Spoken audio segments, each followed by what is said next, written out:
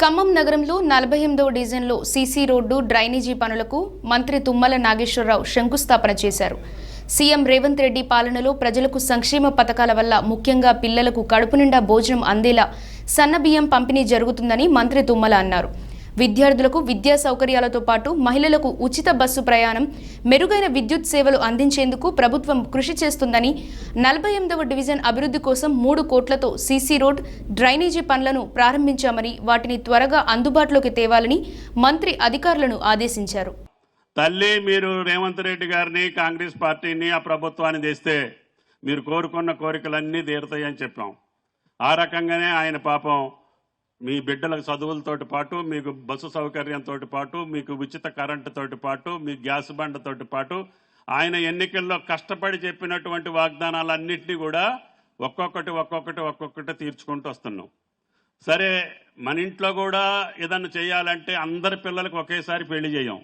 ముందు పెద్దదానికి చేసి, తర్వాత రెండో దానికి చేసి, తర్వాత మూడో దానికి చేస్తాం. అట్లా రేవంత్ రెడ్డి గారు కూడా ముందు కటికి పేదలకు చేసి, నిరుపేదలకు చేసి, మధ్యవర్తులకు చేసి అన్ని పనులు ఒక్కొక్కటి చేసుకుంటూ వస్తున్నారు. ఎవళ్ళం కంగారు పడాల్సిన పని లేదు, ఆదుర్దా పడాల్సిన పని లేదు, ఆరాట పడాల్సిన పని లేదు, బాధపడాల్సిన పని లేదు. మీలో ఇంకా ఎవరైనా పేదలుంటే, ఇళ్ల స్థలం ఉండి గుడిసెల్లో ఉంటే సాయి గారికి చెప్పండి, వాళ్ళందరికీ ఇళ్ళు కట్టించే బాధ్యత కూడా తీసుకుంటానని చెప్పి కూడా ఈ సందర్భంగా మనం చేస్తున్నాం. అదేవిధంగా మీ మంచినీళ్ళు గతంలో నేను ఎమ్మెల్యేకి ఇక్కడ ఉన్నప్పుడు 20 ఏళ్ల క్రితం 3 రోజులకు ఒకసారి వచ్చాయి. అటువంటి మంచినీళ్ళని చక్కగా రోజు వచ్చేటట్టుగా ప్లాన్ చేస్తున్నాం. ఇంకా మీకు ఈ రిటైనింగ్ వాళ్ళు పూర్తి అయిపోతే, ఇంకా ఒకళ్ళిద్దరు పేచీలు పెట్టడం మూలాన 1-2 చోట్ల పని ఆగింది. మీరందరూ కూర్చొని వాళ్ళని కూడా ఒప్పించి ప్రభుత్వ పరంగా వాళ్ళకి ఎంత సహాయం కావాలో అంత సహాయం చేయమని చెప్పి కమిషనర్ గారికి, కలెక్టర్ గారికి చెప్పాను. ఎవరికి అన్యాయం జరగదు. కానీ వరదలు వస్తే కొన్ని వేల మంది మన ప్రాంతం వాళ్ళందరూ కూడా మీరు పోయినసారి చూశారు. వారం 10 రోజులు పాపం తినడానికి లేకుండా మన వస్తువులన్నీ చెడిపోయి కుటుంబం అంతా బజారును పడి బాధలు పడాల్సిన పరిస్థితి వచ్చింది. అటువంటి బాధలు మళ్ళీ మనకి సారథి నగర్ కానీ ఈ ప్రాంతం నది ఒడ్డున ఉన్నటువంటి ఊళ్ళకి 10 డివిజన్లలో కూడా సుఖంగా సంతోషంగా ఉండాలని చెప్పి ముఖ్యమంత్రి గారిని ఒత్తిడి చేసి ఆయన దగ్గర డబ్బులు లేకపోయినా 600 కోట్లతోటి పనులు జరుగుతున్నాయి.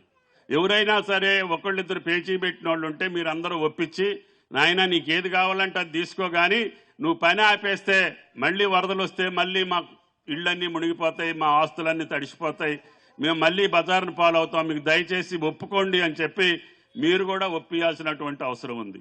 కాబట్టి మీ డివిజన్లో ఏం జరుగుతుందో మీ నాయకులు డ్రైన్ బూడిపోయి నీళ్లు పైకి వస్తున్నాయా, లేకపోతే వేసిన మొక్కలు చచ్చిపోతున్నాయా, వేసే రోడ్డు సక్రమంగా వేస్తున్నారా లేదా, కట్టే డ్రైన్ కరెక్ట్గా కడుతున్నారా లేదా, మన కోసమే కాదు మన బిడ్డలు మన మనవాళ్ళు కూడా సుఖంగా ఉండాలి. ఈ ప్రాంతంలో మీకు సౌకర్యాలు కల్పించితే అవి 10 కాలాల పాటు మీ యొక్క మనవాళ్ళకు కూడా చెందాలి.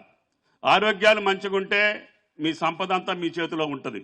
మీ పరిసరాలు పరిశుభ్రంగా లేకపోతే, మురికి కోపంలో ఉంటే అక్కడే పందులు, అక్కడే ఈగలు, అక్కడే దోమలు, మనం వెళ్ళి హాస్పిటల్లో మీరు కష్టపడి కడుపు కట్టుకొని సంపాదించిన సొమ్మంతా హాస్పిటల్ పాలైపోద్ది.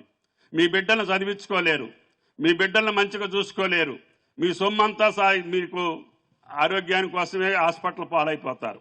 అందుకనే ముందు పరిసరాలు పరిశుభ్రంగా పెట్టుకోండి. మీ ఇంటి పక్క ఖాళీ స్థలాలు ఉంటే పరిశుభ్రంగా పెట్టమనండి. మీ డ్రైన్లు కరెక్ట్గా మురిక్కోపం ఉంటే కమిషనర్ గారిని, అధికారిని అడిగి శుభ్రం చేసుకోండి. ఇంటి చుట్టూ రోడ్డు, ఊరు, ఖమ్మం పరిశుభ్రంగా ఉంటే మనందరం ఆరోగ్యంగా ఉంటాం. మనందరం ఆరోగ్యంగా ఉంటే చుట్టుపక్కల వాళ్ళు అందరూ కూడా ఖమ్మానికి వచ్చి ఖమ్మం పట్టణం అభివృద్ధి జరుగుద్ది. ఇప్పుడు హైదరాబాద్ తర్వాత త్వరగా అభివృద్ధి చెందే పట్టణం ఖమ్మం. కాబట్టి దయచేసి మీరు అందరినీ ఒప్పించుకొని రోడ్లు ఎడల్పు చేసుకోండి.